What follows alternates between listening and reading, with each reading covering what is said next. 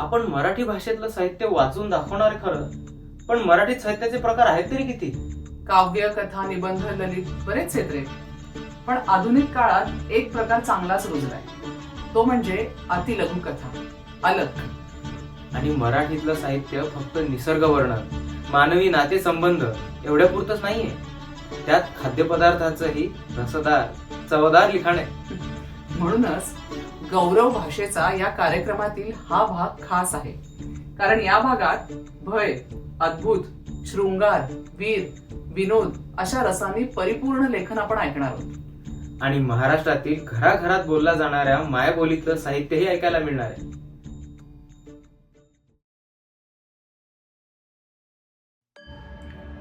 ते सातही ऋषी वृद्ध होते. त्यांच्या पांढऱ्या सफेद दाढ्या छातीच्या खाली गेल्या होत्या आणि डोक्यावरील शुभ्र जटा रुपयाच्या उंच टोप्या घातल्यासारख्या दिसत होत्या. एकमेकात ठराविक अंतर ठेवून ते ध्रुवाच्या भोवती प्रदक्षिणा घालत होते. कोणीही बोलत नव्हते, थांबत नव्हते अथवा इकडे तिकडे पाहत नव्हते. खाली मान घालून सारे जण चालत होते. त्यांची निष्ठा अपूर्व होती. या निष्ठेनेच त्यांच्या पायात अद्भुत सामर्थ्य निर्माण केलं होतं. त्यांचा हा अनंतकालीन प्रवास चालू असताना काहीतरी उत्पात झाला आणि एक मोठा थोरला धूमकेतू त्यांच्या समोर येऊन उभा राहिला. अवकाशात स्वच्छंदपणे मुसाफिरी करणाऱ्या धूमकेतूला त्या 7 वृद्ध ऋषींचा हा उपक्रम पाहून नवल वाटलं. तो कुतूहलाने त्यांच्या बरोबर चालू लागला आणि विचारू लागला, हे मुनींनो, आपण असे भ्रमण का करत आहात? कोणीही त्याला काही उत्तर दिले नाही. सर्वांनी त्याच्याकडे एक कटाक्ष टाकला आणि आपला प्रवास चालू ठेवला. धूमकेतून पाहिलं की त्या 7 ऋषींच्या मागे एक वृद्ध स्त्री झपाट्याने चालत होती. त्याने विचारले, ऋषीजन हो, ती स्त्री आपल्या मागे लागली आहे म्हणून आपण असे फिरत आहात का? सर्वजण संतप्त आणि उद्विग्न झाले. आता बोलण्या वाचून गत्यंतर नव्हतं. आम्ही सर्वजण अनंत काळापासून त्या ध्रुवाभोवती प्रदक्षिणा घालत आहोत, एक ऋषी म्हणाला. कशा करताय? हे पूजन आहे, ही भक्ती आहे. परंतु ह्या भक्तीत तुम्ही आपल्या दैवताच्या जवळ जाऊ शकता का? पूर्वी इतकेच तुमच्यापासून ते दूर आहे. ऋषी मंडळ काहीसे विचलित झाले, परंतु एक जण निग्रहाने उत्तरला, आमचं सुख साधनेत आहे, साध्य संपादनात नाही. तुम्ही खरोखरीच सुखी आहात का? या प्रश्नावर 7ही ऋषींचे चेहरे अस्वस्थ झाले. धूमकेतू म्हणाला, मला वाटतं अंतराळात तुमच्या इतकं दुःखी कुणीही नाही. माझ्या बरोबर तुम्ही प्रवासाला येता का? या असीम आकाशातील अनेक सौंदर्य मी तुम्हाला दाखवेन. रंगीत पिसारा फुलवणारा व्याधाचा तारा, शुभ्र संथ तेजाची धार धारण करणारी शुक्राची चांदणी, चंद्राची माळ गळ्यात घालून फिरणारा शनी, लक्षावधी श्वेत कमळ जिच्यात उमलली आहेत ती आकाशगंगा. आपण याल तर? 7ही ऋषींनी एकमेकांकडे पाहिलं. आमची निष्ठा अटल आणि अचल आहे. कोणतंही सौंदर्य आम्हाला मोहात पाडू शकत नाही. एक जण कसा बसा उत्तर. धूमकेतू निघून गेला आणि ऋषी मंडळ पूर्ववत खाली मान घालून प्रदक्षिणा घालू लागले आणि मागोमाग ती निष्ठा.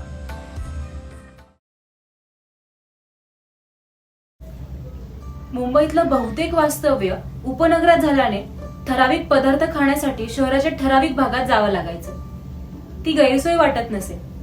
सरदार गृहातली रविवारची फिस्ट, विसावामधल्या पाटवड्या आंबोळ्या, तांबे आरोग्य भवनातली वाटली डाळ आणि खमंग काकडी, चांदोरकरांचे कडक बुंदी लाडू, सावंतांकडला चक्का लोणी, परगावच्या प्रवासाहून आल्यावर किंवा निघताना दिवाडकरांकडलं जेवण, पणशीकरांची पेढा बर्फी, मुरगनमधली मसाला इडली आणि जोगळेकरांकडले पट्टीचे सामोसे. हे पदार्थ खाण्यासाठी पायपीट करावी लागली तरी कुरकुर नसायची. पुढे पार्ल्यात साठे बंधूंनी विजय स्टोर्स काढलं आणि आंबेपोळीपासून पाकातल्या चिरोट्यांपर्यंत सगळे पदार्थ एका छपराखाली आणले. विजय स्टोर्समुळे पार्लेकरांच्या खाद्ययात्रातलं खाद्य वाढलं आणि यात्रा कमी झाली.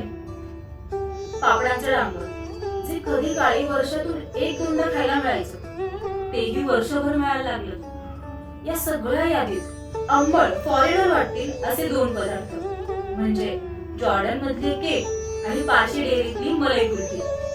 हे पदार्थ खाणं म्हणजे चैनीचा कडेकूट. पातळ पांढऱ्या कागदात गुंडाळलेली ती कुल्फीची चपटी वडी समोर आली की तिच्या आधी माझा जीव वेचायला लागायचा.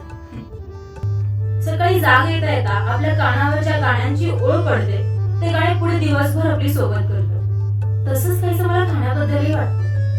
आयुष्यभर गरज म्हणून, हाऊस म्हणून, चैन म्हणून, व्यसन म्हणून किती काहीही खाल्लं तरी पहिल्यांदा भेटलेल्या विशिष्ट पदार्थांच्या विशिष्ट चवी कधी विसरत नाही. ते खाणं, ते नाव, ती चव भूत बनून मानगुटीवर बसतात. मुंबई पुणे मोठ्या रस्त्यावर खोपोलीला आज एक रमाकांत नावाचं मोठं आणि झगमगीत खाद्यगृह आहे. तिथला बटाटे वडा खाल्ल्याशिवाय पुढे सरकारला प्रवाशांना बहुधा कायद्याने बंदी असावी. पण हे रमाकांत जवळपास एखाद्या टपरी इतकं छोटं होतं तेव्हा तिथे बटाटा वडा बरोबर चटणी म्हणून दही पोहे देत असत. तो चटणी रूपी चमत्कार मला चांगला आठवतो. गरम झणझणीत वड्याला गार आंबट चटणीची जोड मिळाली की काहीतरी अद्भुत चव यायची. पुढे संसारात पडल्यावर ओल्या खोबऱ्याच्या चटणीत तोतारा म्हणून पोह्यांचा वापर मीही अनेकदा केला. चटणी चांगली, चव जमली असं होत नाही. याखेरीज घरी ठराविक सणावाराला, तिथीला ठराविक पदार्थ खायला मिळतोच. मागावे लागत नसत, आठवण करून द्यावे लागत नसेल. वर्षानुवर्षाचे प्रघात अचूक पाळले जात. आईला करण्याची हौस आम्ही तब्येतीने खात होतो. दिव्याच्या आवसेला कणकीचे दिवे, ऋषी पंचमीला ऋषीची भाजी, भोगीला उसाच्या रसातल्या तिळ लावलेले खरपूस भाकरी, श्रावण सोमवार सोडताना भोपळ्याचे घारगे, मंगळागौरीच्या फराळात भाजणीचे वडे आणि मटकीची उसळ, श्रावण शुक्रवार सकाळी पुरणपोळी आणि संध्याकाळी चण्यानंतर चांदीच्या वाटीतलं केशरी दूध, आवरणाला मटारीच्या करंज्या आणि रामनवमीला सुंठवड्या आणि पारण्याला साखरभात, श्रावण सोमवारच्या धान्य फराळाला दशम्या आणि वरीचे तांदूळ, शाळेच्या रिझल्टच्या दिवशी त्या सीझनचा पहिला आमरस, उन्हाळ्यात थंड म्हणून गुलकंद पिठीचे लाडू तर थंडीत उष्ण म्हणून गुळपापडी, चैत्री पाडव्याला पाकातल्या पुऱ्या आणि दिवाळीच्या पाडव्याला श्रीखंड. आता लक्षात येतंय जवळजवळ वर्षातल्या 250 दिवसांचं खाण्याचं बुकिंग झालेलं असायचं.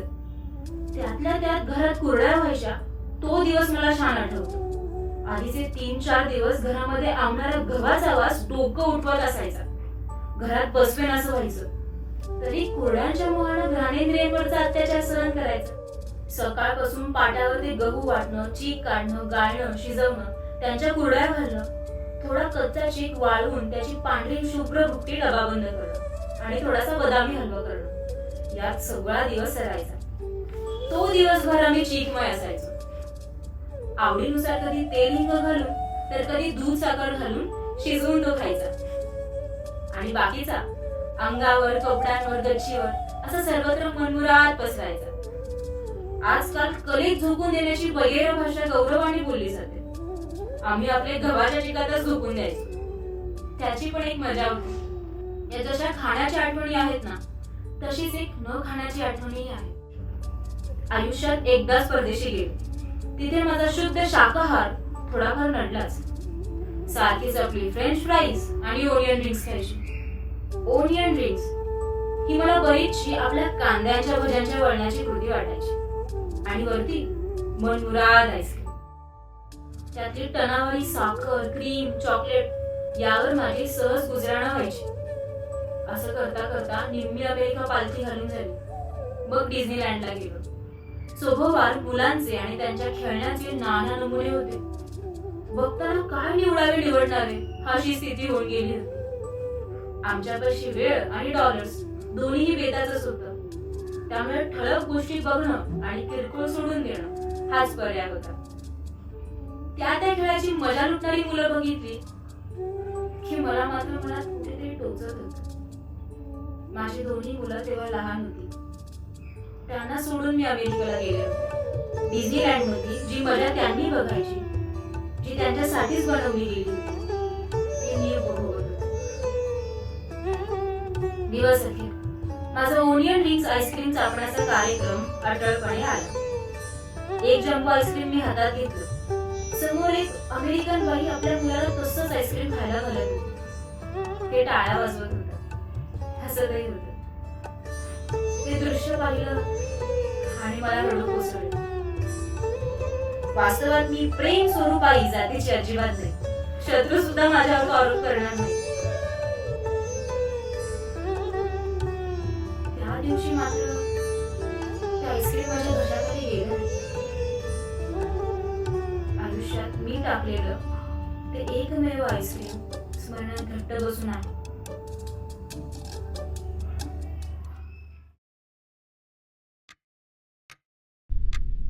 हवेलीत नसलेल्या त्या घड्याळानं पुढल्या 3 दिवसात पुन्हा काही टोले दिले नाहीत.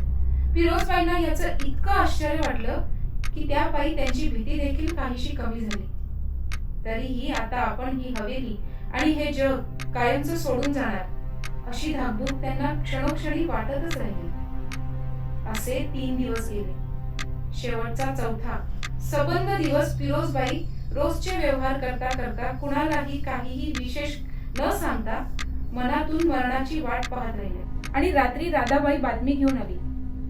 रुस्तुमजी डॉक्टर एकाएकी हृदयक्रिया बंद पडून त्यांच्या दवाखान्यामध्येच मरण पावला होता. काय अर्थ असेल याचा? फिरोजबाई विचार करीत राहिल्या आणि एकदम शहारल्या. घड्याळाच्या टोल्यांनी आपलं मरण वर्तवलं असताना ते खरं होण्याच्या आत रुस्तुमजींनी ते टोले ऐकले आणि आपल्या वाट्याचं मरण मधल्यामध्ये स्वतःवर ओढून घेतलं. आपल्या ऐवजी तो बळी गेला. त्यानंतर गेल्या 7-8 वर्षात 5-6 वेळा तरी फिरोजबाईंना घड्याळाचे टोले ऐकू आले. दरवेळेस त्यांनी कोणाला ना कोणाला आपल्या घरी जेवायला आणि रात्री राहायला बोलवलं. एकदा गावातलाच एक बिझनेसमॅन, एकदा हवेलीचं ऐतिहासिक संशोधन करायला निघालेला एक प्राध्यापक, 2 वेळा डाक बंगल्यावर नुकतेच आलेले सरकारी नोकर, एकदा एक पोलीस अधिकारी आणि एकदा तर एक वाट चुकलेला प्रवासी. त्यापैकी प्रत्येक जण त्या अदृश्य घड्याळाचे टोले ऐकायचा आणि 4च दिवसात हृदयविकाराचा झटका येऊन खलास व्हायचा. फिरोजबाईंनी पुन्हा एकदा आपल्याऐवजी दुसऱ्या कुणाला पुढं करून मरणाला हुलकावणी दिलेली असायची.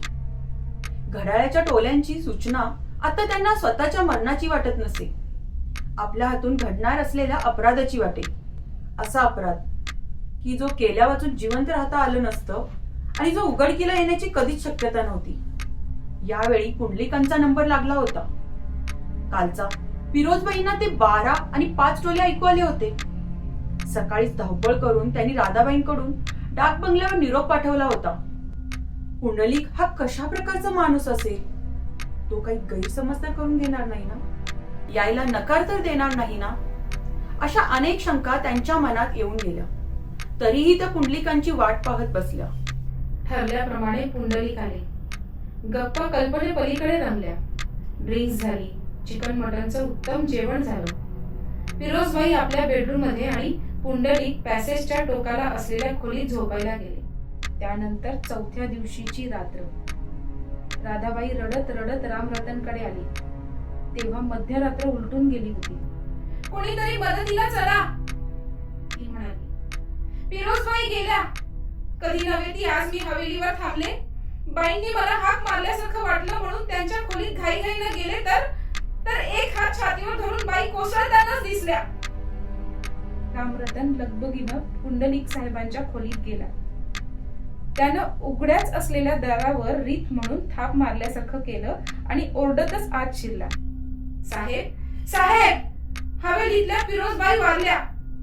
त्यांना हार्ट अटॅक आला साहेब. साहेब ऐकताय ना? पुंडलिक शांतपणे उठले. पलंगावरून उतरून टेबलाशी जात ते रामरतनला म्हणाले, उगाच ओरडू नकोस. श्रवण यंत्राशिवाय मी ठार बहिरा आहे आणि रात्री झोपताना मी श्रवण यंत्र काढून टेबलावर ठेवतो. माहित नाही तुला? त्यांनी टेबलावरचं पिटुकलं श्रवण यंत्र कानाला लावलं. कानावरून केस ओढून ते दिसेनासं केलं आणि मग रामरतनला म्हणाले, आता बोल.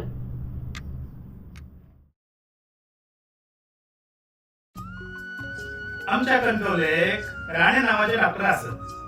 सगळे राणे आता रावराणे नाव लावतात. ह्यो रावराणे डॉक्टर त्याचा लहानपणापासून बघितलेलो. त्याचा बापूस कंट्रोलेच्या सोमवारच्या बाजारात नारळ विकत होतो. ह्यो पोरग चांगलं निघलो. मुंबई गेलो, MBBS झालो, गावात येऊन एक दवाखाना काढल्या 2 वर्षात 3 मजली दवाखाना घातल्या. त्याचं झालं काय, मी मे महिन्यात सगळ्या कुटुंबात घेऊन कणकवलीत गेले. आंबे खाल्ले, गर खाल्ले, काजू खाल्ले, काजूगर खाल्ले. पोटात चावडी वाटाक लागली. सगळी म्हणाली तुम्ही रावराणे डॉक्टरांकडे जावा, तुम्ही रावराणे डॉक्टरांकडे जावा.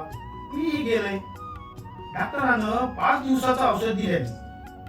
सगळं औषध घेतलंय पण चावडी काय कमी नाही. 3 इंजेक्शन झाली तरी फरक नाही. मी पण औषध घेत होते, आंबेगर खात होते. त्यासाठीच तर मे महिन्यात कोकणात जातो. मग खावाक नको काय आंबेगरे? डॉक्टर म्हणायला लागले ब्लड टेस्ट करूया.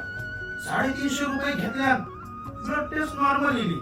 मग म्हणायला लागले तुमची युरिन टेस्ट करूया. मी म्हटलंय युरिन टेस्ट त्याला खर्च किती येतो? तर नर्स म्हणाली 80 रुपये लागतले. युरिन माझी त्याची टेस्ट करू 80 रुपये. मनात म्हटले डॉक्टरांनो मी काय मूर्ख नाही असाय. खूप वर्ष मुंबई काढून चांगलं हुशार झालंय.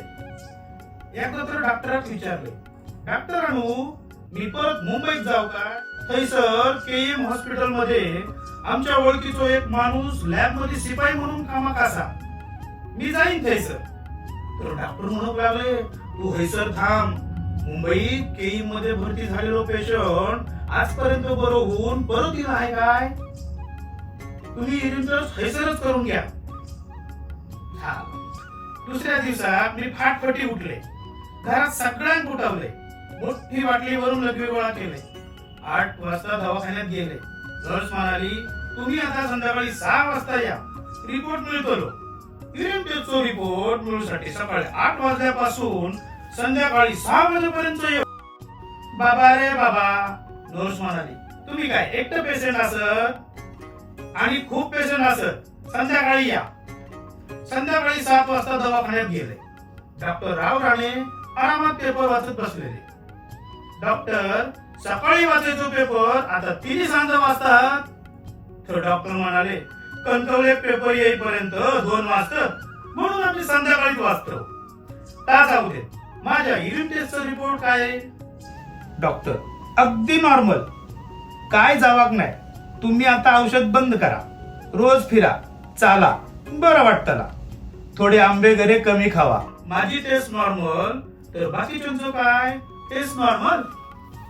डॉक्टर मी घरी माघारी फोन करू काय? डॉक्टरांच्या टेबलवर फोन बघितलंय. मी एकदम हिची आठवण झाली. मी फोन फिरवलोय. फोन माघारीने घेतल्या. हॅलो, टेस्टचा रिपोर्ट मिळालो. होय गो बाय, रिपोर्ट मिळालो. नॉर्मल असा. तुमची युरिन टेस्टचा रिपोर्ट नॉर्मल पण आमचा काय? डॉक्टर काय म्हणालो? सगळं रिपोर्ट नॉर्मल बायो. माका कायक जावाक नाही. तुका नाही. बबल्या, बंती, पिंकी, मादा एवढाच नाही तर मोत्याक देखू कायक जावाक नाही. बबल्याक सांगून आंबे घरी मागून ठेव. मी येते.